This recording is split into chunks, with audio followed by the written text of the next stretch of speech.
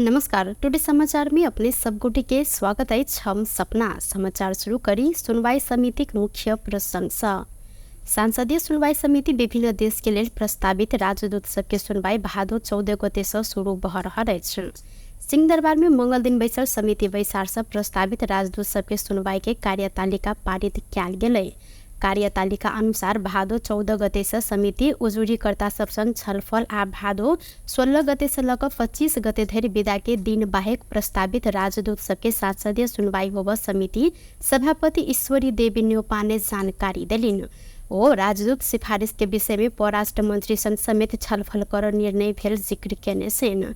संविधान अनुसार समावेशिता के आधार में राजदूत सिफारिश भेल नहीं भेल अइ त अइ के कारण संबंध में परराष्ट्र मंत्री संग जानकारी लेब हिनकर कहब रहल अछि।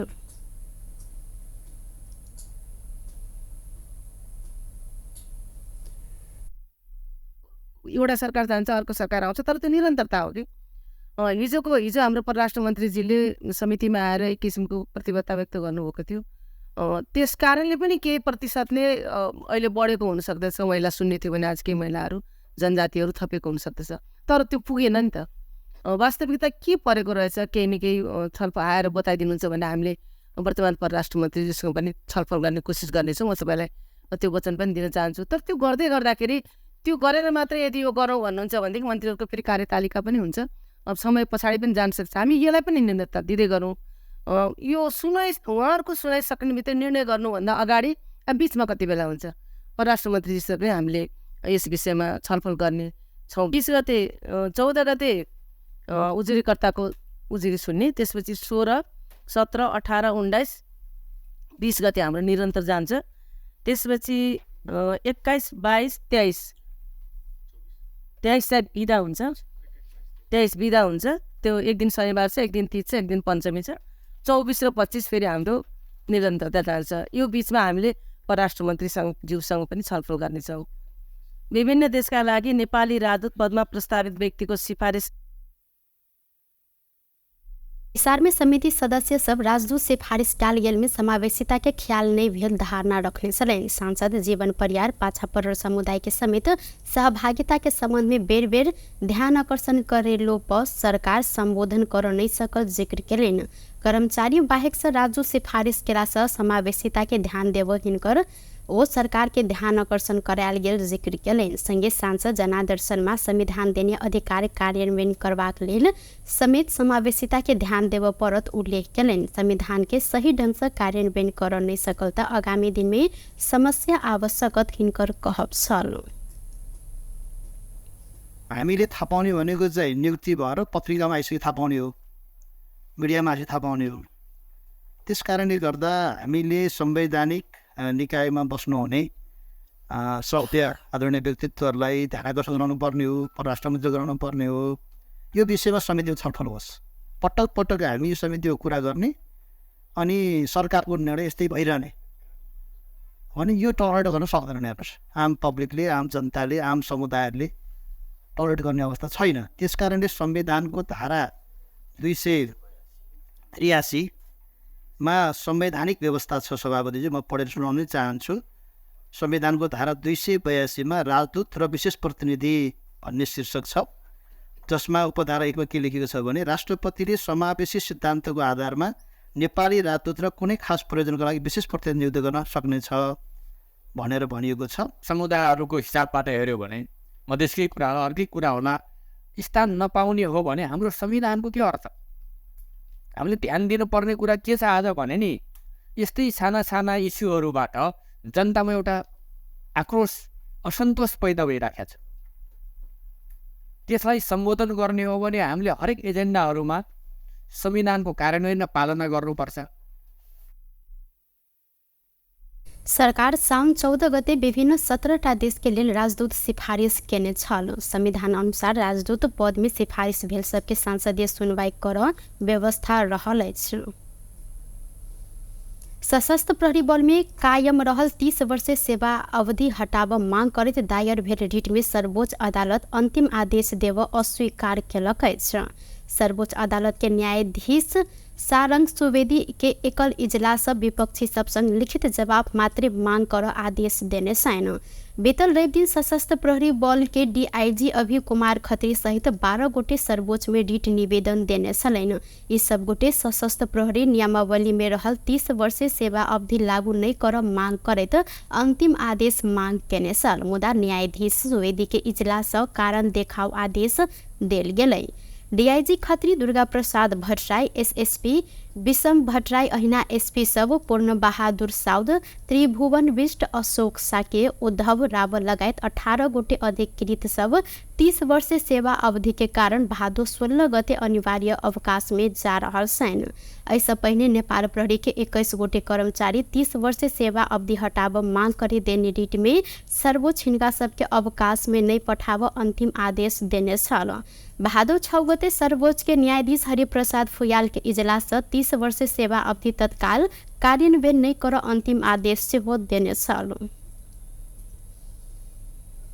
प्रमुख प्रतिपक्षी दल के नेता एवं नेकपा माओवादी केंद्र के अध्यक्ष पुष्पकमल दाहाल प्रचंड सत्ता के खेल में आब अपन नहीं लागब स्पष्ट केने छथि। प्रतिनिधि सभा के आय के बैसार के संबोधन करते वो सत्ता के खेल से नीक जनता के अधिकार के लेल आगा बढ़ब जिक्र केलनि।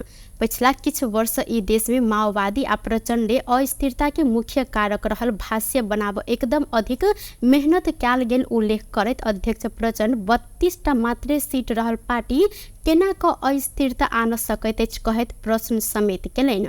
ओ माओवादी आलो पालो कांग्रेस आ एमाले के प्रयोग क धोखा देने आरोप लगायल गेल कहैत माओवादी बेर बेर कांग्रेस आ एमाले के सरकार के नेतृत्व में आन विगत स्मरण कर सुझाव सेहो देलनि। प्रचंड अपने सब प्रतिपक्ष में रचनात्मक आ सृजनात्मक भूमिका निर्वाह करब कहैत देश के हित में नीक काज कर साथ देव धारणा समेत रखलनि।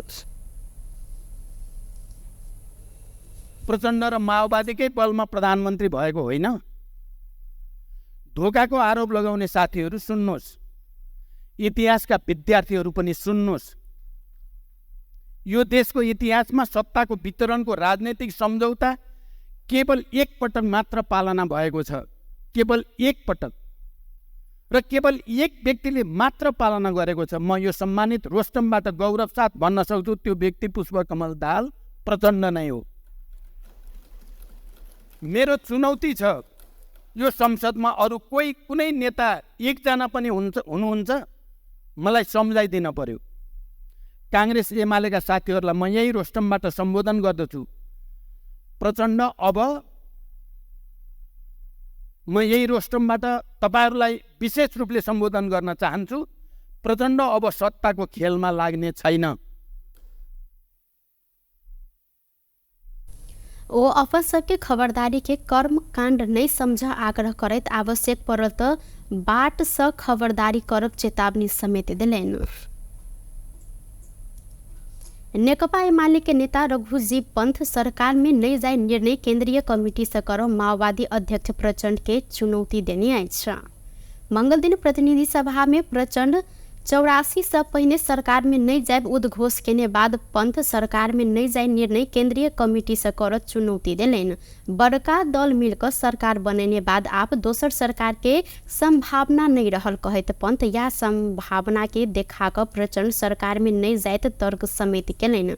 वो ऐसा पहले धोखा पेने एमाले आ कांग्रेस सरकार में सहभागी होब प्रचंड के मनाव नहीं आवे जिक्र से हो केलैन।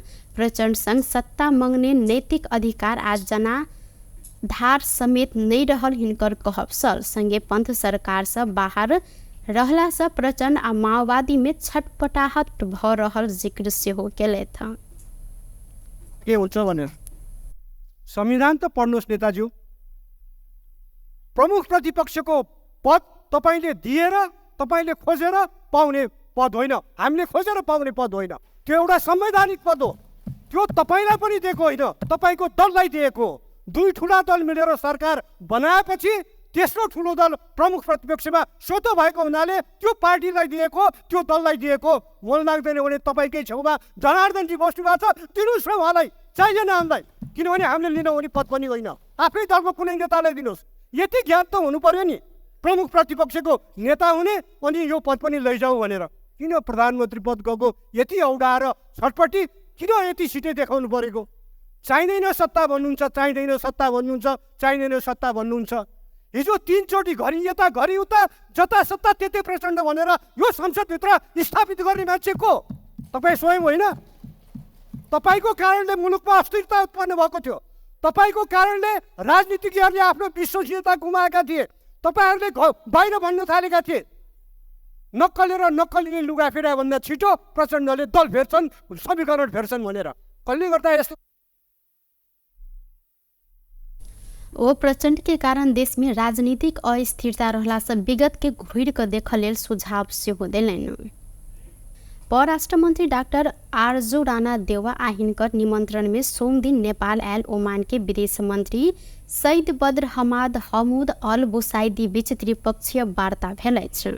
हिनकर सब बीच भेल वार्ता में नेपाल आ ओमान के त्रिपक्षीय हित, संबंध विस्तार आ साझा चाह के विविध विषय में बातचीत कयल गेल छल।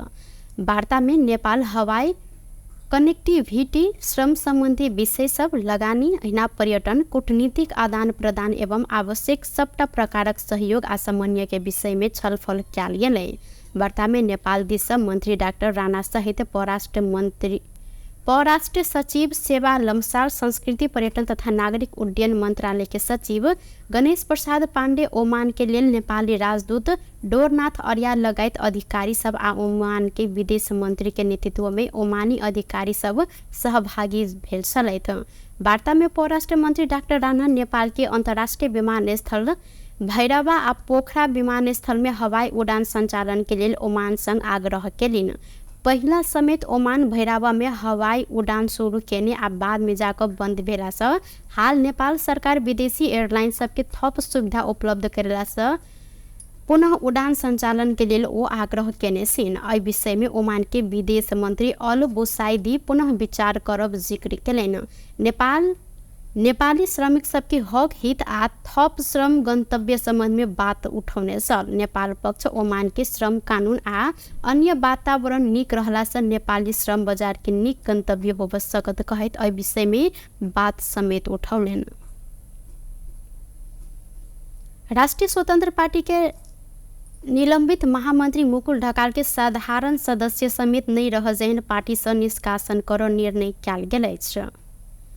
मंगल दिन पार्टी कार्यालय बनथली में बैसल केंद्रीय समिति बैसार से ढकाल के पूछल गेल अंतिम स्पष्टीकरण चित्त बुझल नहीं रहल कहत साधारण सदस्य समेत नहीं राख जैन पार्टी से निष्कासन कर निर्णय कयल गेल अछि। ढकाल के पूछल गेल 24 घंटे स्पष्टीकरण के संबंध में छलफल करते विधान आ राजनीतिक दल संबंधी नियम के देखाक साधारण सदस्य समेत नहीं रह जेहन कार्यवाही कयल गेल कार्यवाहक प्रवक्ता मनीष झा जानकारी देलनि। बैसार में पार्टी सभापति रवि लामेछाने सहकारी छानबीन समिति में देल गेल बयान के संबंध में जानकारी करौने छलैन। समिति में अपने देने स्पष्टीकरण के प्रतिवेदन बनाकर पार्टी के अनुशासन आयोग में दर्ता कराव लामेछाने जिक्र संगे कार्यवाहक प्रवक्ता झा जानकारी दिलैथ।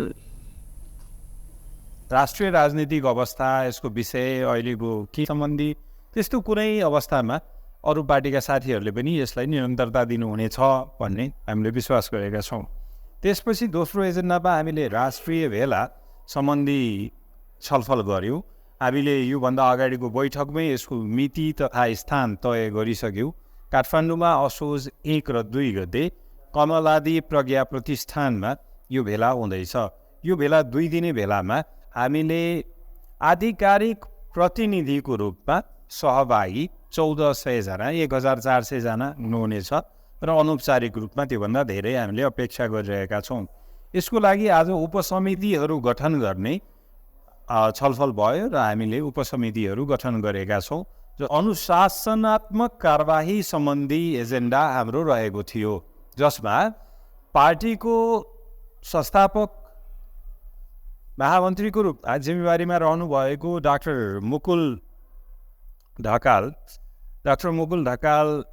जुन पूर्व महामन्त्री र केन्द्रीय सदस्यको रूपमा उहाँलाई योभन्दा अगाडिकै बैठकहरूले कारबाही गरिसक्यो।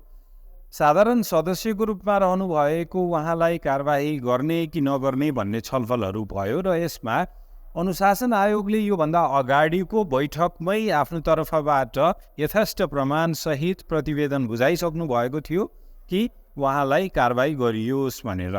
तथापि हामीले केन्द्रीय समितिले योभन्दा अगाडिको बैठक लगभग 5 दिन अगाडि बसेको बैठकले हामीले 24 घन्टाको उहाँलाई स्पष्टीकरणको मौका दिएको थियौँ। उहाँले त्यो स्पष्टीकरण सार्वजनिक रूपमै लेखेर केही चुनौतीहरू, केही उहाँको आफ्नो अभिव्यक्तिहरू त्यस्तो लेखेर सार्वजनिक गर्नुभयो, जुन तपाईँहरूले पनि हेर्न पाउनुभयो होला। त्यसको आधारमा आज केन्द्रीय समितिले 24 घन्टे स्पष्टीकरण आए पश्चात र 24 घन्टे स्पष्टीकरण पनि आयो अनि त्यसमा पनि हामीले छानबिन छलफल गऱ्यौँ र अहिना राष्ट्रिय भेला में 1400 सहभागी हैत राष्ट्रपाल जानकारी कराउने आएछ।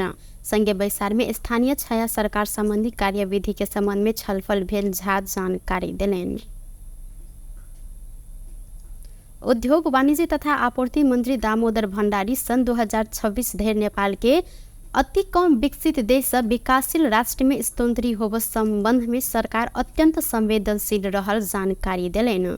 सिंहदरबार में मंगल दिन बैसर राष्ट्रीय सभा अंतर्गत के विकास आर्थिक मामला तथा सुशासन समिति बैसार में मंत्री भण्डारी आय के नेपाल के अर्थतंत्र जीडीपी के सूचांक के आधार में विकासशील राष्ट्र में स्तोत्रीकरण चुनौती रहलो पर अयमे सरकार अत्यंत संवेदनशील आ गंभीर रहल जानकारी दिलेन। नेपाल के अति कम विकसित देश में रहला सब क्षेत्र में होब सक प्रभाव के संबंध में स्वयं प्रधानमंत्री समेत गंभीर रहल हिनकर कहब अछि।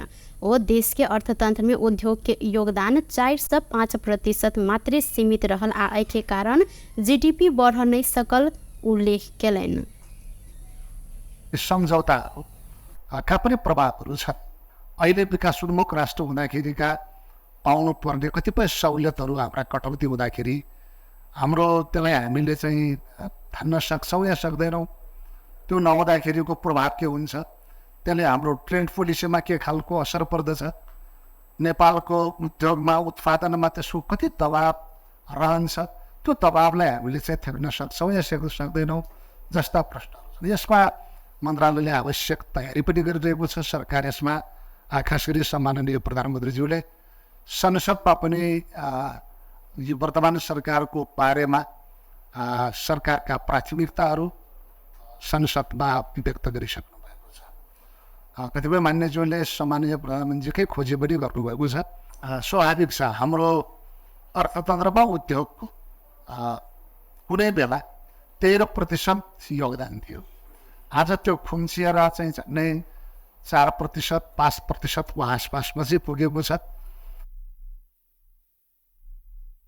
कृषि दशक के रूप में सरकार अन्य योजना के कार्यान्वयन कर लेल उत्पादन के जोड़ देव परत हिनकर कहब सल। टुडे समाचार में अब अंतर्राष्ट्रीय संबंधी समाचार।